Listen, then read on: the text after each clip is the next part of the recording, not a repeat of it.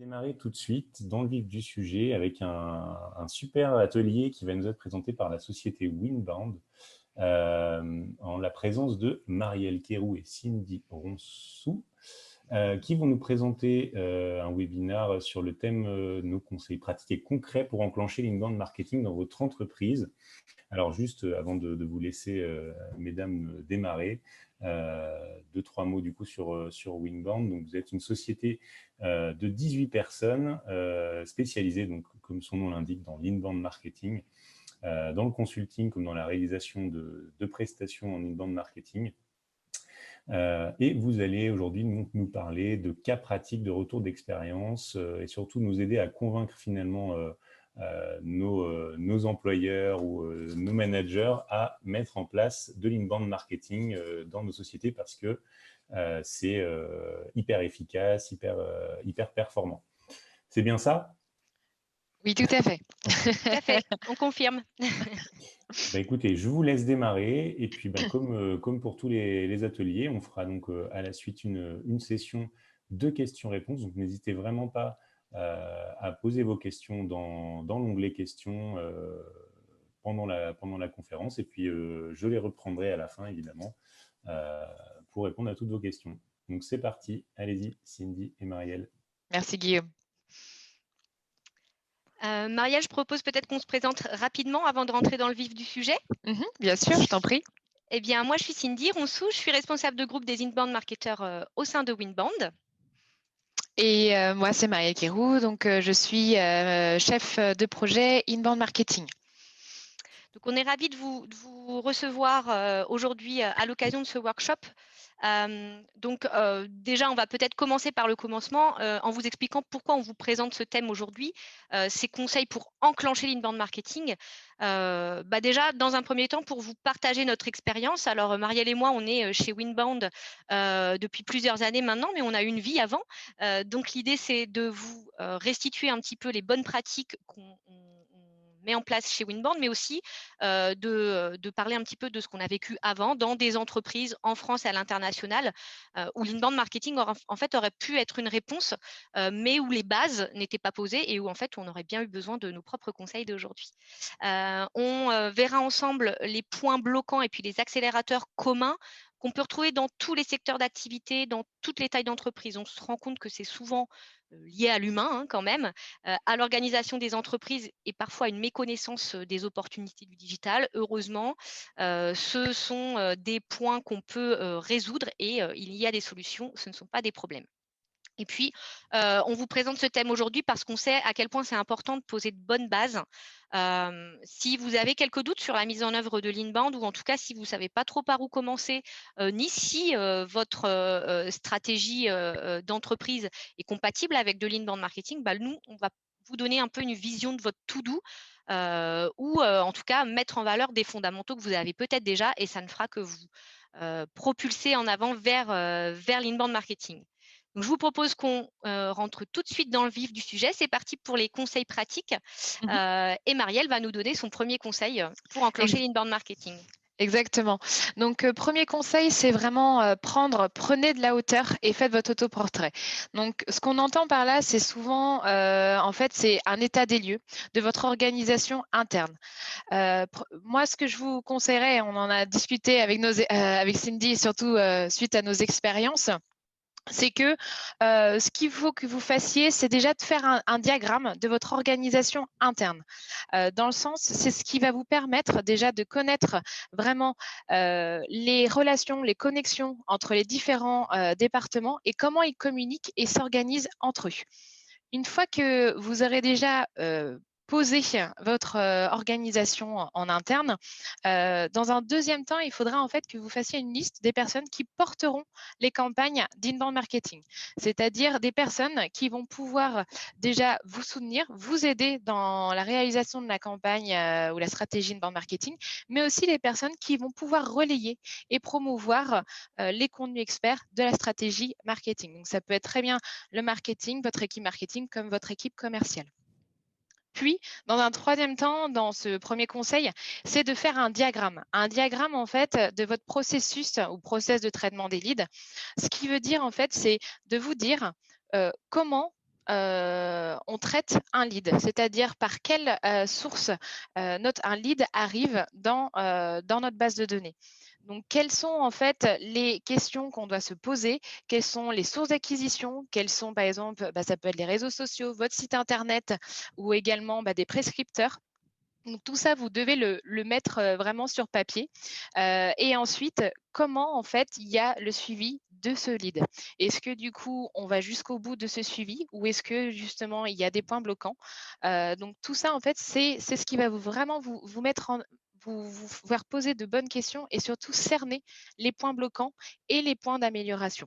Donc, je vais vous montrer quelques exemples. C'est vrai que c'est toujours bien d'illustrer. C'est-à-dire que dans un premier temps, pour ce diagramme de processus de traitement des leads, donc, comme je vous disais, c'est déterminer les sources online et offline. Donc là, voilà, en fonction de ce que vous pouvez avoir, c'est de se dire par quel canal mon lead peut arriver et quel est le canal qui va nous permettre de faire une prise de contact. Donc ça, c'est ce qui va vous permettre déjà de voir et comment on peut améliorer aussi la génération des leads. Puis dans un second temps, c'est justement, comme je vous disais, c'est de faire le processus, le parcours de votre lead au sein de votre organisation. Donc, c'est un peu une prise, une photographie, on va dire, déjà de votre situation actuelle. Et grâce à ça, en fait, bon là, j'ai pris un exemple, c'est pour un client, c'est que voilà, son prospect acheteur, soit il fait une recherche Google et après, il va sur le site Internet. Site Internet, donc il y a plusieurs possibilités, c'est le lead, soit il appelle directement, donc du coup, il y a une réponse de la part de la secrétaire. Après, il n'y a plus de suivi. Après, soit il peut aussi remplir un formulaire de contact. Pareil, mais comment on traite ce lead? En fait, on se rend compte qu'il n'y a pas d'action qui permettent de le suivre. Également sur les réseaux sociaux ou la FAQ. Donc ça, c'est déterminant car ça va nous permettre d'aller dans la troisième étape de ce premier conseil, qui est en fait cerner donc les points justement de fuite et comment, bon alors c'est une vidéo, hein, vous voyez qu'il y a beaucoup d'améliorations à faire, mais c'est pour ça aussi qu'est fait la stratégie de bande marketing, c'est qu'on ne s'ennuie pas et en fait de déceler les points d'amélioration. Bien sûr, ce troisième diagramme, ce diagramme final, on va dire, c'est au moyen et court terme. Voilà, court terme, moyen terme, mais ça ne va pas être dans l'immédiat. Il faut bien réfléchir et prendre de la hauteur sur votre situation. Voilà. Donc ça, c'est un petit peu déjà les exemples qui vont vous permettre d'avancer. Ensuite, sur cet état des lieux, vous avez peut-être probablement même des contenus existants. Donc, dans ce cas, ce qu'on vous conseille de faire déjà, c'est d'utiliser ces contenus existants et de faire une sorte de mapping. Donc, c'est ce qui va vous permettre déjà de faire un listing et un inventaire de tous vos contenus et aussi de les trier par grandes thématiques, ce qui va vous permettre aussi de pouvoir les connecter et surtout de déceler les contenus peut-être qui étaient téléchargeables, c'est-à-dire vidéos, podcasts, infographies ou livres blancs ou e-book ou cas clients, qui va en fait ces contenus téléchargeables peuvent vous permettre justement d'être des leviers de conversion. Et donc, grâce à ça, quand vous allez avoir un mapping et savoir quels contenus sont téléchargeables et qui vont permettre de convertir de nouveaux prospects, vous allez déjà avoir une bonne vision. Après, bien sûr, si vous n'avez pas de contenu existant, c'est là que Cindy va intervenir pour savoir ce que fait-on. On n'a pas toujours la chance effectivement d'avoir du contenu disponible et pour compléter ton propos, Marielle, ça peut paraître basique de faire un mapping des contenus, mais nous, chez Winbound, on a souvent des clients qui ne se rendent pas compte des trésors sur lesquels ils sont assis en termes de contenu. Vous avez certainement des choses qui sont dans des placards, dans des serveurs ou dans des disques durs cachés je ne sais où, et vous pouvez les exploiter.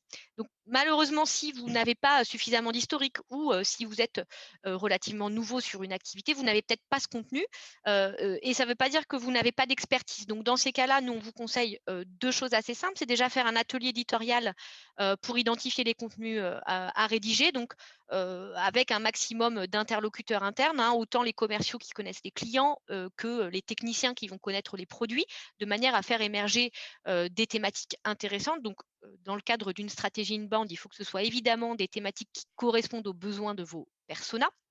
Et puis, une fois que vous avez fait ça, vous avez peut-être encore un point de blocage, mais on a la solution. C'est de se dire, bah, très bien, on sait ce qu'il faut rédiger, mais on ne sait pas le faire.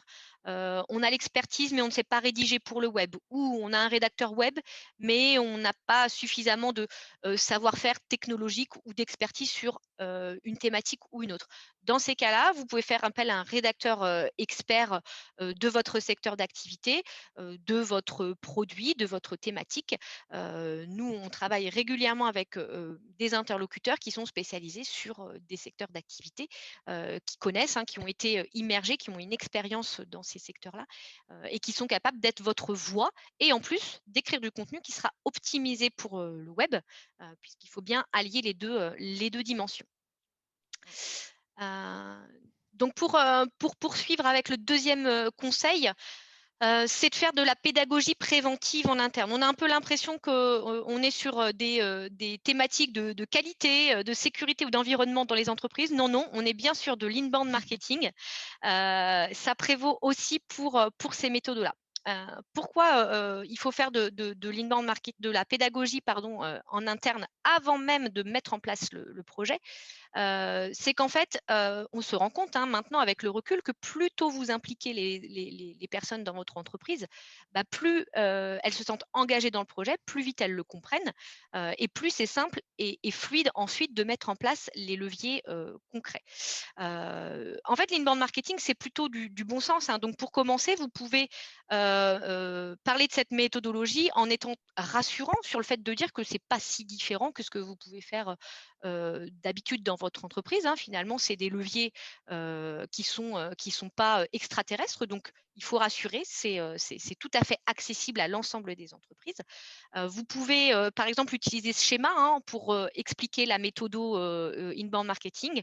D'ailleurs, le web regorge de contenu pédagogique sur le sujet, donc vous trouverez certainement votre bonheur. Mais ce schéma, il a l'avantage de bien synthétiser la méthodologie et de présenter son cheminement chronologique sur les 4 étapes que sont attirer, convertir, conclure et fidéliser, et qui vont vous permettre de poser le sujet.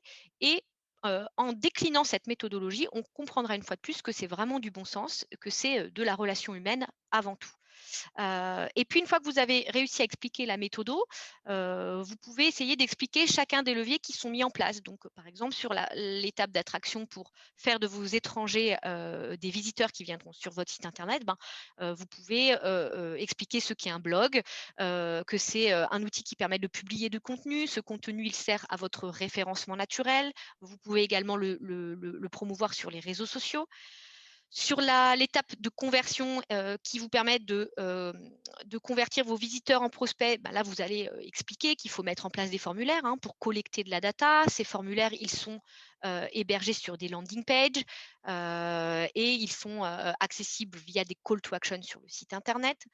Pour ce qui est de l'étape de conclure, donc qui vont permettre de transformer vos prospects en clients, là, vous allez entrer sur des notions un petit peu plus complexes, hein, de lead nurturing, de life cycle, de scoring, mais une fois de plus, transposez-les, ces notions un peu techniques, sur du bon sens. Le lead nurturing, c'est très pragmatiquement la maturation du prospect. Donc, transposez-le à une relation humaine classique, à une relation commerciale classique, où vous expliquez que finalement, on ne devient pas client du jour au lendemain. Ça nécessite des actions de réengagement auprès de votre prospect. Et puis, sur la dernière étape de fidélisation, hein, pour que vos clients conquis deviennent des ambassadeurs de votre marque, de vos produits, on va réutiliser les réseaux sociaux, l'automation qu'on aura pu utiliser dans l'étape précédente, l'organisation d'événements, etc. Donc, finalement, quand vous utilisez des mots-clés qui ressemblent beaucoup à ce que vos équipes peuvent déjà vivre au quotidien, ils se rendront vite compte que l'inbound marketing, c'est pas sorcier. Vous pouvez aussi utiliser, si vous êtes plutôt sur un public sales, ce funnel qui explique l'évolution du cycle de vie du client, en tout cas du prospect, dans son parcours d'achat. Et ce schéma, moi, je l'affectionne tout particulièrement parce qu'il a le mérite de montrer que c'est pas parce qu'on parle d'inbound marketing que c'est que de l'affaire du marketing. C'est aussi et surtout presque de l'affaire du commerce. Le KPI ultime, hein, d'une stratégie inbound marketing, c'est le chiffre d'affaires qu'on génère. Donc, si vous n'arrivez pas à engager vos équipes commerciales dès le début du projet, vous risquez de vous retrouver un petit peu à bout de souffle au bout de quelques mois. Donc, dès le début, montrez-leur que l'inbound marketing, c'est le sujet de tous, que tout le monde va être impliqué à un moment donné ou à un autre, que chacun a quelque chose à apporter, que ce soit dans la stratégie éditoriale, dans la mise en place des campagnes ou dans la promotion des contenus, et qu'il faut finalement leur en parler au plus vite pour ne pas que les commerciaux se retrouvent avec l'impression de se voir imposer un projet, imposer une méthode pour lequel ils n'auraient pas eu leur mot à dire. Donc voilà, un peu de prévention en interne, ça n'a jamais fait de mal à personne. Marielle, je te laisse la parole pour le troisième conseil. Oui. Alors sur le troisième conseil, c'est vraiment soyez sûr de la direction que vous prenez. C'est-à-dire, ça paraît logique et évident, mais parfois c'est bien de pouvoir se poser et se dire, bon, ok, maintenant on compte justement enclencher une stratégie inbound marketing, bien définir vos objectifs, c'est-à-dire quels sont nos objectifs à court et moyen terme. C'est-à-dire dans un an, l'année prochaine, voilà, quels sont nos objectifs, les prioriser, prendre juste 3 objectifs principaux et au moins vous dire, bah, on va aller pas à pas. Certes, la stratégie inbound marketing, c'est une méthodologie qui est quand même sur du moyen terme. Donc, il faut vraiment garder ça en tête. Et donc, vraiment aller petit à petit se dire, voilà, quels sont mes objectifs? C'est-à-dire des objectifs qui sont réalisables, qui sont atteignables et surtout qui parlent à tout le monde. C'est-à-dire autant l'équipe marketing que l'équipe de vente. Et comme disait Cindy auparavant, c'est que c'est important d'aligner vos équipes pour vraiment avoir aussi les mêmes objectifs et des objectifs atteignables.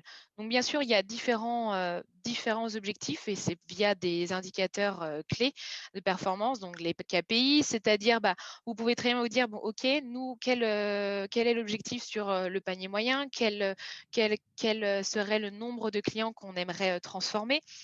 Ou encore, par exemple, bah voilà, nous, on remarque que notre site n'est pas performant. Quelles seraient du coup les actions, quel serait notre objectif? C'est-à-dire bah, le nombre de sessions, le nombre de nouveaux contacts générés et du coup, bah, le nombre de prospects chauds et de clients à la fin. Donc tout ça, en fait, ce sont bien sûr des objectifs et surtout des indicateurs à prendre en compte ensemble. En plus de ça, bien sûr, pour réaliser des objectifs, il ne faut pas non plus oublier ses cibles. Donc, vos cibles, vous pouvez avoir une idée de vos cibles, mais du coup, on peut les confirmer via la réalisation des personas. Donc, les personas, ce sont des profils type idéaux, en fait, de vos clients. Donc, bien sûr, dépendant des secteurs d'activité, on peut en avoir plusieurs profils. Moi, j'avais eu un client qui était dans l'industrie et ils en avaient au moins 5 ou 6. Bien sûr, il faut prioriser. Donc, dans la première année, se dire, OK, on a 5 cibles. Bah, peut-être se dire, au lieu de faire ces 5 cibles et de perdre du temps sur la réalisation de ces 5 cibles, déjà prioriser sur, on en fait 2 la première année. On voit comment déjà nos actions et nos objectifs sont atteints, pardon. Et surtout, après, les faire évoluer ou soit en créer d'autres. Voilà, donc c'est vraiment aller petit à petit et c'est en faisant des petits pas qu'on avance aussi et qu'on ne soit pas au point zéro et surtout démotivé par la suite. Exactement. Et ça rejoint un conseil qu'on vous donnera tout à l'heure sur le fait d'accepter d'y aller tranquillement, de vous dire que vous ne pouvez pas tout faire en même temps et qu'il faut être assez humble dans la réalisation de vos actions, donc bien prioriser vos objectifs. Et du coup, une fois que vous avez priorisé vos objectifs, comme vous l'a présenté Marielle, assurez-vous d'avoir des prestataires qui comprennent votre démarche. C'est notre 4e conseil, c'est vraiment de bien s'entourer pour ne pas avoir de décalage dans le temps. C'est comme tout, au début, tout le monde est d'accord et puis au fil du temps et au fur et à mesure du projet, on se rend compte qu'on ne s'était pas bien compris. Donc la première chose à confirmer, c'est sur le choix de votre agence de développement. Vous le savez peut-être, les développements de sites internet, c'est des affaires de spécialistes, des affaires d'experts qui sont des experts de l'intégration web. Mais qui n'ont pas toujours connaissance des objectifs ou de la méthode inbound marketing. Donc, il faut vraiment soit s'assurer qu'ils le connaissent, soit leur expliquer, parce qu'en fait, votre site internet, ça va être la base de toutes vos actions digitales. Que vous mettiez en place des leviers de SEO, du SEA, de l'inbound, du contenu, etc. C'est vraiment vos fondations. Donc, c'est primordial d'avoir un outil qui est bien conçu, qui est sécurisé, qui est techniquement structuré, hein, qui est ergonomiquement optimisé. Voilà, si on fait un parallèle avec la vie réelle, on va imaginer que vous choisissiez un architecte qui va pas bien concevoir votre maison. Votre maison, c'est votre site internet. Après, le travail de tous les artisans qui le suivent, le peintre, le carreleur, le poseur de fenêtres, il est un petit peu plus compliqué. Donc, le rôle de l'agence de dev, il est essentiel. Ils doivent vraiment avoir conscience des contraintes SEO, des prérequis techniques, et ils doivent surtout être en accord sur la mise en place des leviers qui sont en adéquation avec vos objectifs, hein. Si vous avez un objectif de conversion, il faut s'assurer que l'agence le comprenne bien pour qu'elle vous propose le meilleur outil. Il faut faire attention, par exemple, à ne pas toujours prioriter son image de marque par rapport à des leviers de lead gen. Il faut être en accord sur ce point-là avec l'agence. Le deuxième prestataire qui doit comprendre votre démarche, mais là j'ai envie de dire c'est un peu intrinsèque au prestataire ou en tout cas à l'outil, c'est l'outil de marketing automation. Cet outil, nous on le dit souvent, Marielle et moi on en discute régulièrement, on sait que l'outil de marketing automation, c'est pas une fin en soi, hein, il ne fera pas tout à votre place, donc de toute façon, n'attendez pas de miracle de votre outil de marketing automation si vous ne le prenez pas en main. Et c'est pour cette raison qu'il faut que vous vous assuriez qu'il soit adapté à la taille de votre organisation, de votre structure commerciale actuelle, hein, d'où la nécessité, comme le disait Marielle tout à l'heure, de faire un vrai état des lieux de votre organisation et de votre process de traitement des leads. Assurez-vous que vous aurez les ressources en interne pour bien l'exploiter. On dit souvent que voilà, il ne faut pas acheter une Ferrari si on ne sait pas la conduire ou si on a une famille nombreuse. Donc, pour l'outil de marketing automation, c'est un peu le même cas. Fixez bien vos objectifs, comme vous l'a dit Marielle tout à l'heure. Vous trouverez le bon outil qui doit correspondre à vos besoins. Enfin, on prêche évidemment pour notre paroisse, mais parce qu'on sait que c'est important. Faites-vous accompagner d'une agence inbound marketing pour avoir des bonnes bases pour le commencement. Par nos expériences, par nos différents cas clients et par les usages qu'on a des outils et des méthodologies, on sera en capacité, enfin en tout cas l'agence inbound marketing que vous choisirez devra être en capacité de vous mettre sur les bons rails, de vous aider à fixer vos objectifs, de vous aider à fixer vos cibles, de vous aider à faire vos process de traitement des leads. Logiquement, ils doivent être là pour que les fondations de votre maison soient solides. On va passer au cinquième et dernier conseil. Et justement, on en parlait tout à l'heure, hein, Marielle. Voilà. Alors, comme On va dit, doucement, mais sûrement. c'est ça. Comme dit Cindy, normalement, si vous avez les bonnes bases d'une maison, là, on a déjà posé les fondations. Donc, bien sûr, il faut s'assurer que la maison soit solide. Et donc, pour cela, on va du coup accepter d'aller tranquillement, mais aussi identifier les quick wins. C'est-à-dire que, comme je vous le disais précédemment, c'est que la stratégie inbound marketing, c'est une méthode sur du moyen long terme. Mais pour ça, ça n'empêche que en parallèle, on peut mettre en place des actions qui peuvent convertir rapidement par rapport déjà à ce que vous avez en contenu au sein de votre entreprise. Donc, c'est-à-dire que déjà, on le redit et on le redira, je pense, jusqu'au bout de notre vie, n'est-ce pas Cindy? C'est que c'est sensibiliser vos équipes marketing et commerciales. C'est ce qui est vraiment important parce qu'on se rend compte que l'équipe marketing, certes, met en place certaines actions, mais l'équipe commerciale a aussi la connaissance du terrain. C'est-à-dire qu'elle elle peut relever en fait des problématiques clients que l'équipe marketing n'a pas forcément. Et c'est en alignant ces équipes que du coup, on va pouvoir, d'un point de vue marketing, répondre et relever ces problématiques et les mettre en place et faire de la promotion de l'expertise de votre entreprise. Et les commerciaux, pareil, c'est-à-dire que forcément, ils vont travailler auprès des clients, ils vont comprendre le client, ils vont apporter des réponses et parfois même le marketing, en ayant toutes ces réponses, elles peuvent aussi transférer des prospects chauds à vos commerciaux. Donc en fait, voilà, il faut vraiment fluidifier les échanges et tout ça pour dire, c'est que il faut du coup forcément mettre en place certaines actions. Donc déjà relever en fait le taux de conversion sur les contenus engageants. Donc quand on parle de taux de contenus engageants, vous avez des contenus et donc l'objectif c'est que vous puissiez pousser en fait à vos nouveaux prospects de télécharger par exemple, un e-book ou de télécharger un podcast et donc du coup, comprendre justement, quel est le taux de conversion et en plus, on peut pousser d'autres contenus, donc c'est ce qui va vraiment faire engager et maturer vos prospects. Après, connaître aussi le nombre de leads et le nombre de prospects chauds pour arriver, bien sûr, au taux de transformation. Donc, les quick wins, en fait, c'est tout simplement observer déjà de ce que vous avez et surtout, c'est de pouvoir pousser, en fait, sur des actions qui peuvent être certes ponctuelles, mais qui peuvent être efficaces. Donc, imaginons, organisation d'un webinar, et voilà, ponctuellement, vous faites la promotion sur les réseaux sociaux, et c'est ce qui va vous permettre de convertir parce que les gens veulent participer. Et de là, en fait, suite à cela, ils vont être dans votre base de données. Et c'est ce qui va vous permettre après, normalement, de pousser soit du contenu pertinent en fonction des besoins de ces prospects, ou soit autrement faire une démo, par exemple, une démo particulière, et donc après de le transférer à un de vos commerciaux. Voilà ce genre de quick win qui peut être mis en place. Alors Cindy, bien sûr, va vous, vous en donner quelques exemples aussi concrets. Tout à fait. Et ce qui est important dans ce que tu dis, Marielle, c'est que voilà, vous avez compris, c'est pas forcément un fleuve tranquille de mettre en place l'inbound marketing. Il y a beaucoup de limites à relever, il y a beaucoup de points de blocage à soulever et à résoudre. Donc, ça peut prendre du temps. Donc, il faut avoir un peu de résilience sur ce sujet, mais néanmoins, il y a des choses très faciles que vous pouvez mettre en place. Nous, on parle effectivement de quick win.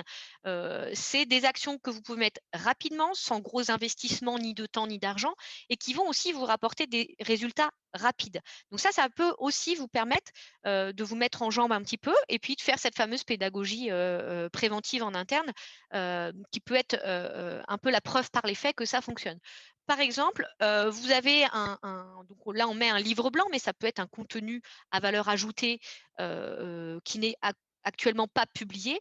Vous pouvez l'utiliser tout de suite en le positionnant derrière une landing page pour collecter de la data sur les gens qui voudraient consulter ce contenu. Il y a encore beaucoup d'entreprises qui aujourd'hui délivrent leur savoir et leur expertise de manière complètement gratuite, si je puis dire, en tout cas qui n'héroïsent pas la diffusion de leur contenu. Donc, il y a un côté très bien, c'est que pour le SEO, c'est important de parler de son expertise, mais à un moment donné, si vous voulez faire de votre site web un outil de business, il faut mettre en place ce genre d'opération. Et c'est quick win parce que vous avez déjà la ressource. Il vous suffit de mettre en place le levier de conversion qui vous permettra de collecter des contacts. Vous pouvez organiser des événements virtuels sur la base de ressources existantes. Si vous travaillez dans des entreprises avec des expertises pointues, si vous avez développé un savoir-faire, un produit unique, cette expertise-là, vous l'avez en vous. Donc, autant l'exploiter, autant capitaliser et en parler à l'occasion. Alors, on met événements virtuels, parce qu'on a tous vécu les derniers mois de la même manière. On sait aujourd'hui que c'est beaucoup plus facile d'organiser des webinars comme aujourd'hui que de faire venir 500 personnes dans une salle en réel. Donc, c'est pareil, c'est du quick win parce que le webinar ne vous demande que peu d'investissement, si ce n'est logistique technique. Le savoir, vous l'avez. Il faut le documenter, il faut le formaliser pour avoir une présentation. Mais rapidement, vous en verrez les retours. Et puis, la dernière action quick win facile à mettre en place, c'est être sur les réseaux sociaux pour amplifier la publication de ces contenus. Je suis assez persuadée que vous y êtes tous déjà à titre personnel ou à titre d'entreprise. Donc, il ne suffit pas d'y être plus ou d'en dire plus. Il suffit surtout de bien organiser la publication de vos posts réseaux sociaux, d'avoir une vraie stratégie éditoriale. Ça, c'est pareil, c'est du quick win parce que il faut brainstormer en interne, il faut programmer, puis produire ces contenus. Mais en soi, ça peut être fait rapidement sans investissement sur des outils qui soient importants. Donc, pour récapituler nos 5 conseils, c'est surtout, comme on disait avec Cindy, c'est faire vraiment une bonne expression de vos besoins. Donc, l'état des lieux, forcément, mais vraiment savoir quels sont vos besoins et comment on va pouvoir les mettre en action et y répondre surtout. Après, alors, aligner les équipes marketing et sales, on sait que c'est un travail de longue haleine. On vous Euh, parle d'expérience et de vécu. Oui, on sait très bien que l'alignement équipe marketing et commercial, ça demande du temps parce que forcément, ils sont silotés. Mais on se rend compte, nous, que lorsqu'on les intègre dès le début, en tout cas où il y a des discours, où on fait des micro-ateliers, peut-être pas non plus réunir en maximum la totalité de l'équipe commerciale, la totalité de l'équipe marketing, mais faire des ateliers au moins d'évangélisation et de comprendre vraiment quel serait l'intérêt pour une équipe commerciale, pour l'équipe commerciale et pour l'équipe marketing. Donc ça, c'est l'alignement des équipes et surtout, bien sûr, je pense que autant c'est le plus important, c'est bien s'entourer. C'est-à-dire que s'entourer déjà des personnes qui sont pour la stratégie inbound marketing, qui sont motivées aussi pour pouvoir aider et créer du contenu. Ça peut être en interne aussi, mais aussi si vous n'avez pas soit les ressources temps ou d'autres ou les ressources expertise, on peut justement externaliser et s'entourer bien sûr d'agences d'inbound marketing et d'experts en référencement naturel ou aussi d'agences en développement, d'agences de développement. Voilà, c'est les trois choses qu'il faut garder en tête. Et Cindy, je pense que tu me rejoins là-dessus.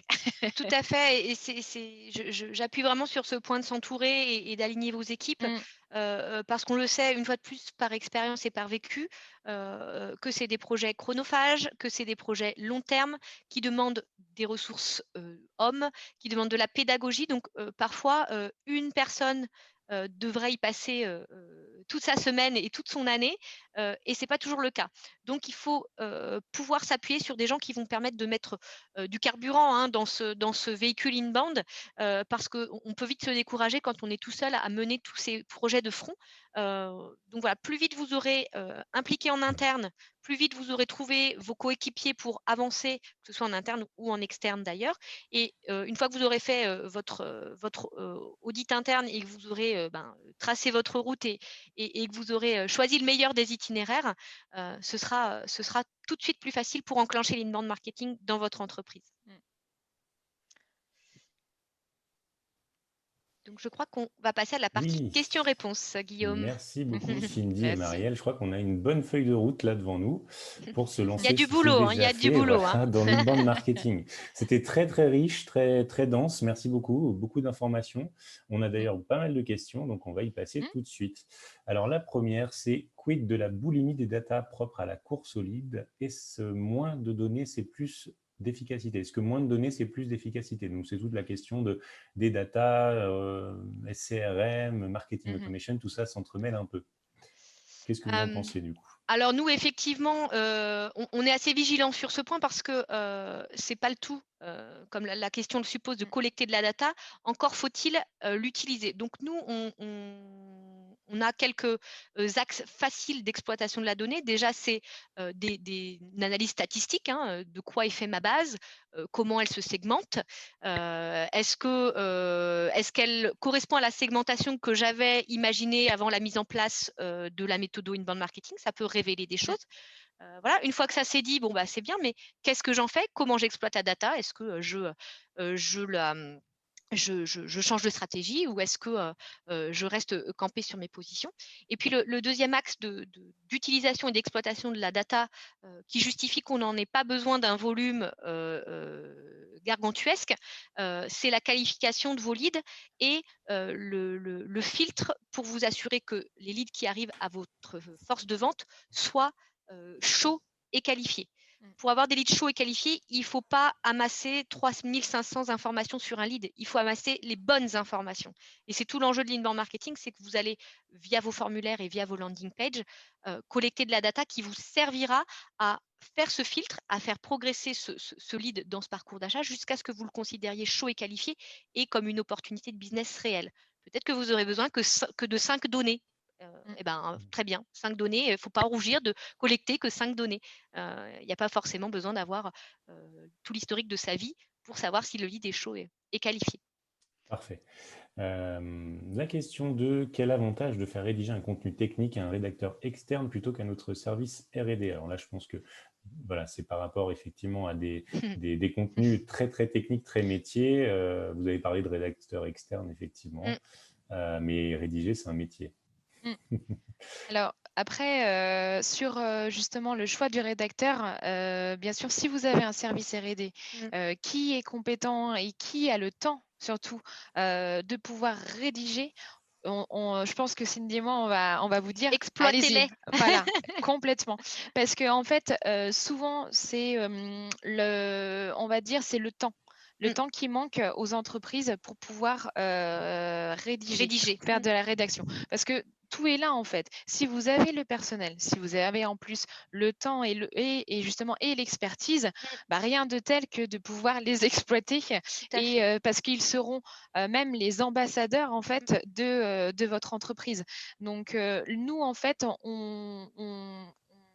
on peut proposer justement des rédacteurs pour justement vous aider à la rédaction de vos articles si vous n'avez pas le temps. Et bien sûr, nous, on fait, on va dire, un peu une sélection de ces rédacteurs pour qu'ils soient experts dans le métier aussi. Et bien sûr, il y a un échange avec vous pour savoir si le profil de ce rédacteur correspondrait au mieux à l'expertise de votre entreprise. Donc, Et j'ajouterais pour compléter ton propos, Marielle, aussi, oui. ça peut être une problématique de temps, mais ça peut aussi être une problématique de positionnement. Parfois, les services R&D sont très focus produits, sont très focus technique. Donc, ils oublient de prendre un peu cette hauteur qui fait qu'on doit s'adresser à un persona qui n'est pas forcément aussi technicien, qui n'est pas forcément aussi expert. Et ils ont parfois, des fois, ce manque de recul.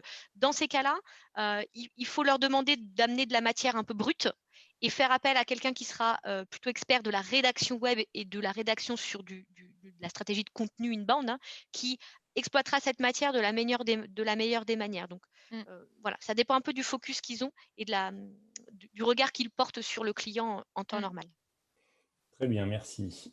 Question 3, les conseils pour bien choisir son outil de marketing automation. Vous avez effectivement parlé forcément assez rapidement de cette partie, plus de la méthodologie que des outils, mais c'est vrai que c'est légitime comme question parce qu'il y en a énormément. Il y a tous les budgets. C'est aussi votre expertise, évidemment, d'accompagner là-dessus. Donc, on aimerait bien en savoir plus, avoir quelques clés. Alors, je commence et Cindy, si tu veux, pas de problème. Je pense que le premier conseil, c'est déjà faire, on va dire, un compte de votre base de données de contacts. C'est-à-dire que déjà, en fonction du nombre de contacts que vous avez en base, cela clairement va définir le prix de la plateforme en marketing automation. Et ça revient aussi au conseil 3, c'est-à-dire bien définir vos objectifs et vos besoins dans l'outil de marketing automation.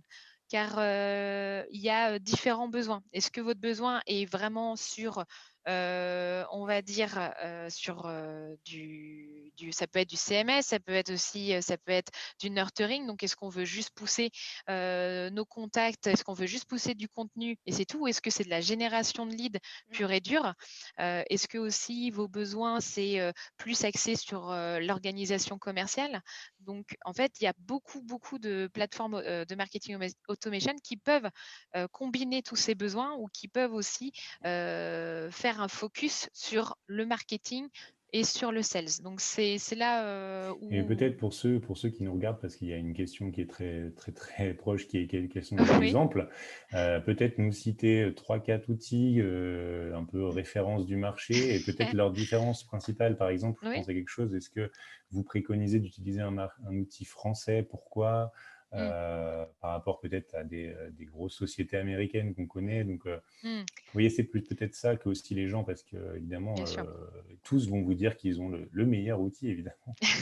On est bien d'accord et nous-mêmes, on est public de ces arguments-là. Chacun des outils avec lesquels on travaille est le meilleur et c'est vrai, il est le meilleur pour ce qu'il permet de faire en fait. Donc je rejoins Marielle, il faut savoir de quoi on a besoin pour savoir quel outil correspond le mieux. Si vous voulez des noms, on peut vous en citer effectivement 4. Il y a évidemment Webmécanique qui est notre partenaire aujourd'hui, qui va être un outil très approprié à la mise en place de scénarios de marketing automation et à la collecte de data sur les contacts. On travaille aussi avec un autre outil français qui s'appelle Plaisy, qui là sera plutôt utile si vous avez une stratégie de contenu à mettre en place. Vous avez des outils qui sont effectivement plus complets, mais dont le modèle économique est un petit peu différent, donc le budget n'est pas toujours le même, comme HubSpot, qui là est vraiment une suite complète qui va vous permettre de mettre en place des leviers, collecter de la data et tout l'aspect sales dont parlait Marielle, hein, c'est un CRM intégré. Et puis, vous avez vraiment des outils, alors je dirais pas plus, parce qu'en fait, une fois de plus, ça dépend vraiment de quoi on a besoin, mais des outils comme Marketo, par exemple, qui sont des outils qu'il faut vraiment prendre en main, dont l'ergonomie n'est peut-être pas celle des autres outils, mais qui permettent d'aller peut-être sur des fonctionnalités très précises que les autres outils ne permettent pas. Mais il n'y a pas de Parfait. bon outil. Non, non, Il faut mais c'est juste vrai, avoir c'est une au bonne moins, voilà, expression de ceux qui besoin. n'avaient pas du tout Ouais, d'idée peuvent déjà aller tout à fait. regarder sur Google les C'est différents ça. sites de ces outils. D'ailleurs, et pour conclure, ce qu'on disait, hein, l'outil n'est pas une fin en soi, donc ne choisissez pas votre outil en premier. Fixez d'abord vos objectifs et vos cibles avant de choisir votre outil. D'accord. Une autre question qui est importante, c'est la notion d'alignement entre marketing et sales. Et vous avez beaucoup Oh là là, insisté on dessus. pourrait refaire un webinaire sur ce sujet. C'est effectivement une douleur puisque quelqu'un nous en parle en disant comment on peut faire pour aligner parce qu'on n'est des fois même pas d'accord sur les cibles dès le départ. Donc, on a vu qu'il y avait une méthodologie, mais peut-être rajouter rapidement parce qu'on est un peu pressé par le temps, Oui. un ou deux conseils. Moi, si je devais donner qu'un conseil, je dirais qu'il faut trouver un arbitre un peu neutre, et notamment un dirigeant d'entreprise qui sera en charge justement de mettre un peu tout le monde d'accord. Sinon, on est toujours dans un conflit un peu marketing-vente, les opérationnels contre les théoriciens, etc. Il y a toujours un clivage, un silo, des silos qui existent. Donc, il faut trouver un juge de paix, il faut l'impliquer, l'engager, et c'est lui qui devra donner le tempo. D'accord. Vous y arrivez chez Winbound? Parfaitement, oui, c'est les bisounours chez nous. C'est ça. On est une petite équipe, donc on est une petite équipe. Bon. Marielle, tu avais peut-être un autre conseil Non, justement, j'allais conseiller une personne qui soit objectif voilà, aux deux départements. C'est ce qui va vraiment permettre, un capitaine en fait, tout simplement, un capitaine de bateau pour, voilà, pour que après. Donc, une fois qu'on a bien aligné les ventes et le marketing, vous pensez raisonnablement qu'on peut, vous n'avez pas vraiment parlé de délai, vous avez parlé d'aller tranquillement. Une première action, avoir des premiers résultats, c'est quoi? Au bout d'un mois, au bout de 3 mois, au bout de 6? Si vous mettez des actions quick win, que vous avez déjà les outils en place et que vous n'avez plus qu'à déployer, vous pouvez mettre une action et avoir des résultats au bout d'un mois. Si vous êtes vraiment dans la pure mise en place de la méthode inbound, c'est plutôt sur je dirais du 6 à 9 mois, hein, Marielle, hein, on est plutôt sur ces rythmes-là. C'est pour ça qu'il faut toujours avoir ces quick wins sous le coude, hein, parce qu'on sait que l'aspect stratégie, l'aspect persona, hein, quand vous dites que quelqu'un pose une question sur l'alignement vente et marketing et qu'effectivement on n'est pas d'accord sur les cibles, bon, déjà avant de résoudre ce point-là, voilà, ça n'empêche que vous pouvez mettre en place des actions de conversion qui peuvent mettre de l'eau à votre moulin par la collecte de data que ça va engendrer et vous aider à justement définir des cibles communes. D'accord. Eh bien, on va passer à la toute dernière question, on va faire rapide. C'était, est-ce que vous avez des outils que vous nous conseillez pour un besoin très précis qui est la gestion d'un calendrier éditorial? Donc, j'imagine pour la diffusion des contenus, que ce soit sur notre blog, par email, par réseaux sociaux, etc. Marielle, comme tu veux. Ah oui. Alors en fait, j'ai plusieurs, il y a plusieurs outils. Donc pour déjà avoir, on va dire, faire un atelier brainstorming, vu le contexte, si vos équipes sont pas forcément réunies, toutes réunies, donc on utilise nous l'outil Klaxoon. Donc c'est voilà, c'est de la collaboration. Donc comment vous pouvez échanger. Si vous voulez vraiment faire un diagramme ou quelque chose de plus, on va dire mind mapping, donc il y a Lucidchart. Il y a également Koggle, Coggle, donc ça c'est pareil, ce sont Lucidchart et Koggle, ce sont des outils gratuits. Il y a Xmind, c'est pareil, c'est du mind mapping. Donc voilà, à peu près, pour faire court. Eh ben, super, merci beaucoup pour toute cette liste d'outils. J'espère que tout le monde aura bien écrit ces petites notes. En tout cas, on peut vous retrouver, j'imagine, sur votre site winbound.fr, c'est ça? Tout à fait, ou sur les réseaux sociaux, sur LinkedIn. N'hésitez pas, si vous avez des questions à nous poser, vous pouvez nous solliciter directement par ces deux biais. Super, eh ben, merci encore pour toutes ces infos. Et puis, on va pouvoir continuer notre après-midi puisque c'est déjà l'heure de passer au deuxième atelier. Très Donc, bien. merci beaucoup Cindy et Bon Marielle. Et on va après-midi. Merci, bon accueillir. après-midi, à très bientôt. Au Merci. revoir.